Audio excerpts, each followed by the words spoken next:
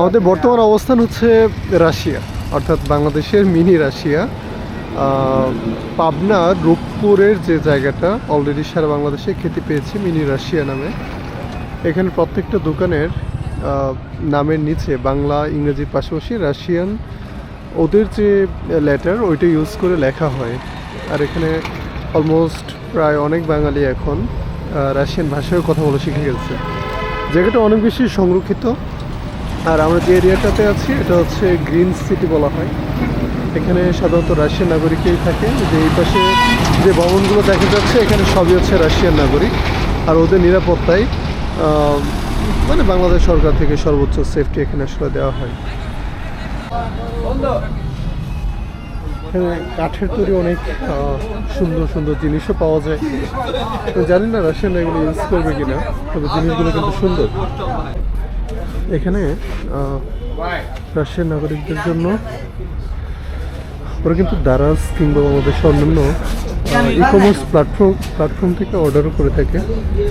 সেগুলো এখানে আসে আর ওরা সন্ধ্যার পর সবাই একসাথে এসে ওগুলো নিয়ে যায় এখান থেকে। রাশিয়ান ফুড ভিলেজ, এখানে সম্ভবত রাশিয়ান মেনুতে বিভিন্ন খাবারও পাওয়া যায়।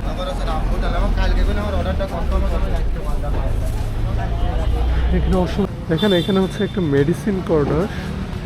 যে মেডিসিন কর্নারে আমি বাইরে থেকে আসলে বাংলাদেশে কোনো ওষুধই দেখতেছি না, সবই হচ্ছে রাশিয়ান। কী পরিমাণে রাশিয়ান মানুষ এখানে থাকে এবং ওদের ওষুধগুলো চলে।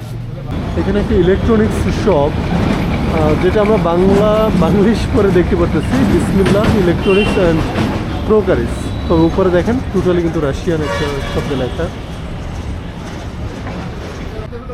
এই যে দোকানটা, এখানে কোনো বাংলা বা ইংলিশ লেখাই নেই, টোটালি রাশিয়ান, ফুললি রাশিয়ানদের ফোকাস করে বানানো। দেখি আমরা আমাদের জন্য কিছু কিনতে পারি কিনা। ডিজে মিনি 5 Pro থেকে শুরু করে সবই সুন্দর। আমাদের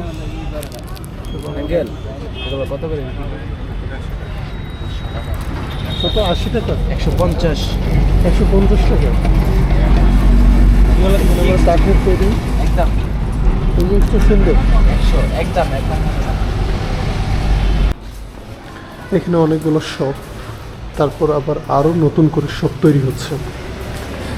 মানে দিন দিন এদের পণ্যের চাহিদা এখানে বাড়ছে, ক্রমশ বাড়ছে।